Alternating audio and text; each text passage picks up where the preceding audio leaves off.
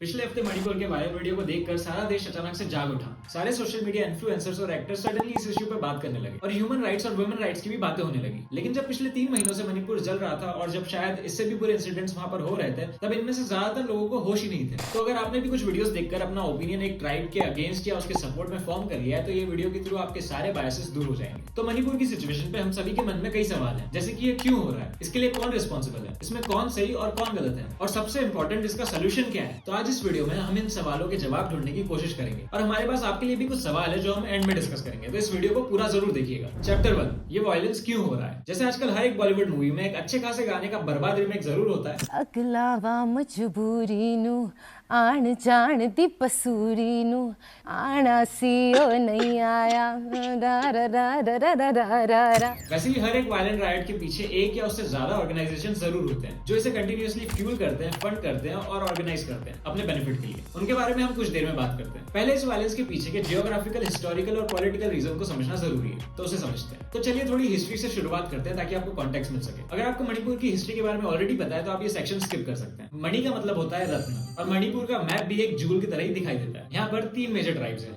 मैतेईस, cookies और नागास। तो देखते हैं कि ये मणिपुर का पार्ट कैसे बने। अंग्रेजों के आने से पहले यहाँ पर मैतेई राजा जयसिंह का राज था और मणिपुर एक प्रिंसली स्टेट हुआ करता था, जिनको बर्मीज और नागा इन्वेजन से परेशान होकर सिक्योरिटी पर्पस के लिए ब्रिटिशर्स की मदद लेनी पड़ी। अंग्रेजों ने कहा कि हम आपकी मदद करेंगे और आपके इंटरनल मैटर्स में छेड़छाड़ भी नहीं करेंगे। लेकिन अंग्रेजों को तो आप जानते ही हैं। तो ब्रिटिशर्स ने यहाँ पर एक 5 साल के बच्चे को राजा बनाया और सारा एडमिनिस्ट्रेशन का कंट्रोल अपने हाथ में ले लिया। राजा से दोस्ती करने का उनका एक ही पर्पस था, राजा की आर्मी को अपने अंडर ले लेना। बॉर्डर एरियाज पे सिक्योरिटी और कम्युनिटीज में आपस में डिस्प्यूट बढ़ाने के लिए ब्रिटिशर्स ने वहाँ पर एक नया टाइप इंट्रोड्यूस किया। वहाँ के लोकल राइट्स, छोटे छोटे ट्राइब्स और कई सारे बर्मीज लोगों को इकट्ठा कर उन्हें क्रिश्चियन बना दिया और उनका नाम कुकी रख दिया। जब वर्ल्ड वॉर हुई तो नागास ने ब्रिटिशर्स का साथ दिया, लेकिन कुकीज ने उनका साथ नहीं दिया और वो हिल एरियाज के जंगलों में जाकर छुप गए। और मैतेईस यहाँ के नेटिव लोग हैं जो यहाँ कुछ 2-3 हजार सालों से रह रहे हैं और ये मेजरली हिंदुइज्म को फॉलो करते हैं और मणिपुर की कल्चरल ब्यूटी भी इनकी ही देन है। वहीं कुकीज और नागास मेजरली क्रिश्चियंस हैं। 1901 में यहाँ पर क्रिश्चियन पॉपुलेशन थी 8%, जो तेजी से बढ़ के आज 45% से भी ज्यादा हो चुकी है। इसका रीजन है ब्रिटिशर्स के भेजे हुए क्रिश्चियन मिशनरीज, जिन्होंने यहाँ पर मैसिव आर्टिफिशियल डेमोग्राफिक री इंजीनियरिंग करी। और ये मेजरली इंडिपेंडेंस के बाद बढ़ी क्योंकि नेहरू जी ने यहाँ पर मिशनरीज को अलाउ किया। अंग्रेज नॉर्थ ईस्ट को अपनी क्राउन स्टेट बनाना चाहते थे। ब्रिटिशर्स जानते थे कि मणिपुर में मेजॉरिटी हिंदुइज्म को फॉलो करती है। ऐसे में एक नया धर्म इंट्रोड्यूस करके वो वहाँ पर अच्छे से डिवाइड एंड रूल खेल पाएंगे और वहाँ के कल्चर को मिटाकर अपना कल्चर एस्टेब्लिश कर पाएंगे। अब आपको लग रहा होगा कि वीडियो थोड़ी रिलीजियस होते जा रही है, बट ट्रस्ट मी, मणिपुर की सिचुएशन ही ऐसी है कि रिलीजियस एंगल समझे बिना वहाँ की सिचुएशन को समझा ही नहीं जा सकता। जब नागास को अपना अलग देश नागालैंड बनाना था तो उन्हें ये अपनी आइडेंटिटी को प्रोटेक्ट करने के लिए नहीं बनाना था, बल्कि नागालैंड फॉर क्राइस्ट बनाना था।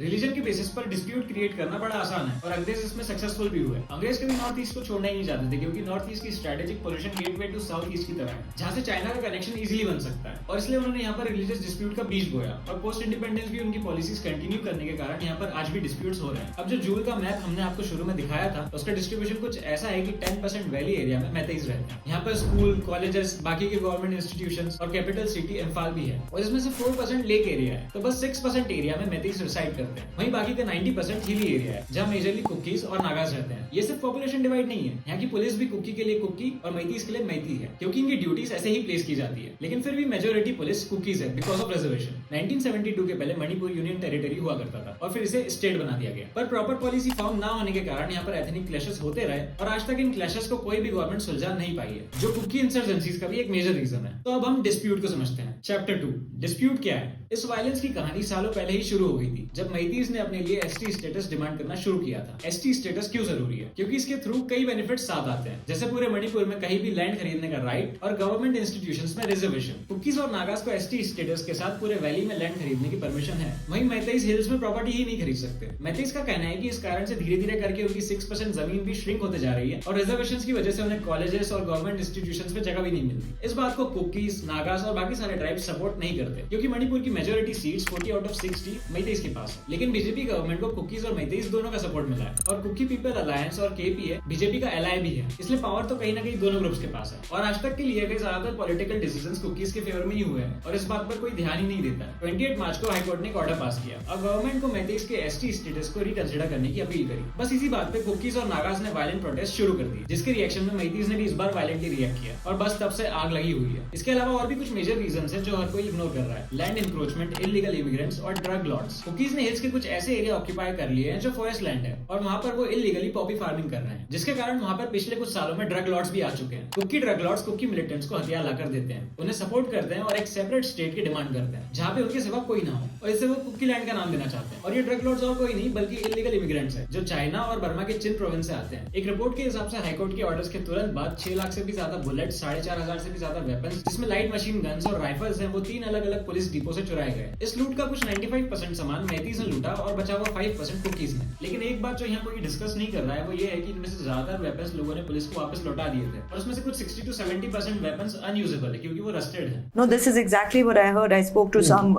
defense people on ground. People who were even involved in the Sioux agreements.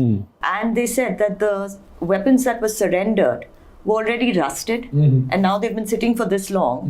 They're not usable. Right. अब आप सोच रहे होंगे कि कुकीज के पास तो वेपन्स ही नहीं है, पर ऐसा नहीं है। उनके पास इससे भी ज्यादा और खतरनाक वेपन्स है जो कुकी ड्रग लॉर्ड्स उन्हें लाकर देते हैं। ये वेपन्स चाइना और म्यांमार से आते हैं और इसमें AK-47 और ग्रेनेड्स भी शामिल होते हैं। But the arms that are floating around are very advanced, Very sophisticated. automated, sophisticated weapons. And like Sir said, where is the ammunition coming from?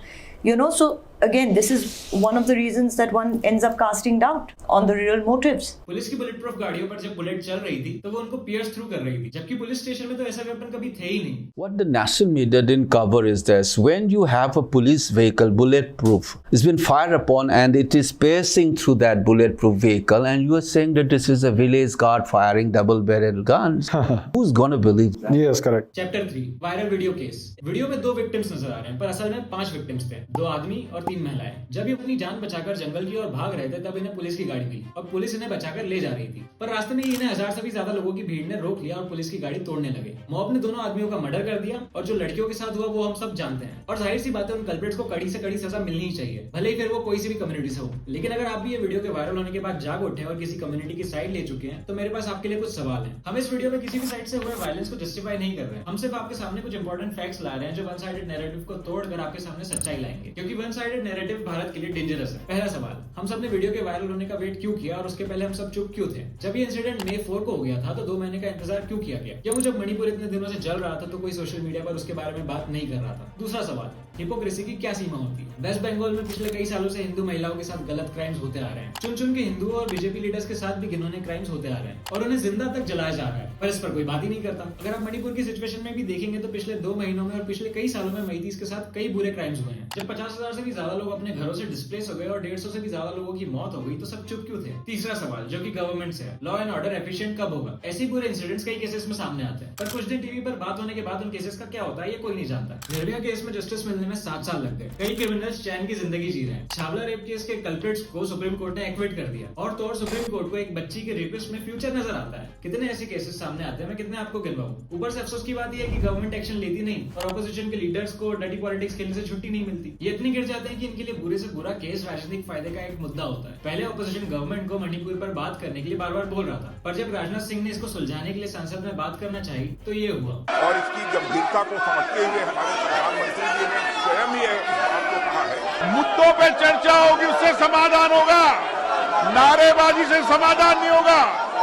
सरकार तैयार है चर्चा के लिए, आप कहते नहीं हो। फोर्सफुली सेशन सस्पेंड किया गया। एक और गौर करने वाली बात यह है कि ये वीडियो तब रिलीज हुआ जब वहां के कुछ पार्ट्स में इंटरनेट शटडाउन हटा दिया गया था। अब इंटरनेट शटडाउन तभी हटता है जब सिचुएशन थोड़ी अंडर कंट्रोल होती है। इस वीडियो में जो हुआ वो तो इनह्यूमन है, लेकिन इससे कुछ ग्रुप शायद सिर्फ सिचुएशन को वापस बिगाड़ने के लिए यूज कर रहे हैं। हो सकता है इसके पीछे कुकी ड्रग लॉर्ड्स का हाथ हो, या फिर कोई दुश्मन देश, या फिर कोई और ग्रुप जिससे इसका फायदा मिल रहा हो। रिसेंटली गवर्नमेंट ने पॉपी यानी ओपियम उगा रहे लोगों को अरेस्ट करना शुरू कर दिया था और धीरे धीरे ड्रग स्मगलिंग पर भी कंट्रोल किया जा रहा था। लेकिन जब वायलेंस शुरू हुआ तो गवर्नमेंट की एक्शंस पर भी पॉज लग गया और ड्रग लॉर्ड्स तो शायद ही अपना नुकसान करवाना चाहेंगे, इसलिए हो सकता है कि वो इस वायलेंस को अब भी फ्यूल कर रहे हो। और इंटरनेट पे आउटरीच के बाद तो वहाँ पर सिचुएशन वर्स हो ही गई है। तो इतने सारे इंपॉर्टेंट एंगल्स के बारे में पढ़ना और जानना थोड़ा मुश्किल है, इसमें थोड़ी एफर्ट लगती है, पर हर एक इशू में मेजोरिटी और माइनॉरिटी का एंगल घुसेड़ देना काफी आसान है, इसलिए कई लोग यही यूज कर लेते हैं। हम सबको ये सब जानने की जरूरत है कि ग्राउंड रियलिटी इतनी इजी नहीं होती, और अगर आप किसी चीज को लेकर सच में इतना कंसर्न है तो आप उसके बारे में रिसर्च करते हो, उसके बारे में जानने की कोशिश करते हो, तभी आपको सिचुएशन का हर एंगल समझ में आता है और ब्लैक एंड व्हाइट के बीच का ग्रे एरिया नजर आता है। मणिपुर की एथनिसिटी, ज्योग्राफी और हिस्ट्री को जाने बिना एक कंक्लूजन पर आ जाना बहुत ही इग्नोरेंट मूव है। तो इसका सॉल्यूशन क्या हो सकता है? यहाँ पर पहला स्टेप हम लोग ले सकते हैं इस वन साइडेड नैरेटिव को तोड़कर। जब भारत के लोग सिचुएशन को पूरा समझे बगैर ईयू और यूएन के पास जाने लगते हैं तो भारत का ही नुकसान होता है। अगर उनको सच में हमारी पड़ी होती तो फिर क्या बात थी? मणिपुर हमारा बॉर्डर स्टेट है और यहाँ पर स्टेबिलिटी की सबसे ज्यादा जरूरत है। इस अनस्टेबल सिचुएशन में अगर किसी का फायदा हो रहा है तो वो भारत के दुश्मनों का हो रहा है। बांग्लादेश और चाइना के इलीगल इमिग्रेंट्स इजीली अभी भारत में आकर इस सिचुएशन को और फ्यूल कर सकते हैं। तो ऐसे ही नेशनल थ्रेट से हमें भारत को बचाना पड़ेगा और मणिपुर में पीस एस्टेब्लिश करने में कंट्रीब्यूट करना होगा। बाकी गवर्नमेंट को दोनों कम्युनिटीज के साथ बैठकर बात करके एक फेयर डिसीजन लेने की जरूरत है। और ये जो गवर्नमेंट कई सिचुएशंस में बैकआउट कर जाती है या फिर अनफेयर डिसीजन ले लेती है, वो इस बार ना ही हो तो बेहतर है, वरना सिचुएशन को वर्स होने से कोई नहीं रोक सकता। बाकी आप मुझे कमेंट्स में बताइए कि मणिपुर की सिचुएशन को लेकर आपका क्या कहना है और आज की इस वीडियो से आपको क्या समझ में आया और सिचुएशन को संभालने के लिए क्या स्टेप्स लिए जा सकते हैं। और अगर ये वीडियो आपको समझ आया, अच्छा लगा, तो वीडियो को लाइक और शेयर करके चैनल को सब्सक्राइब जरूर कीजिए ताकि आगे भी हम आपके लिए ऐसी वीडियोस बना सके। आपके लिए सब्सक्राइब एक छोटी सी चीज है पर ये हमारे लिए बहुत मैटर करता है।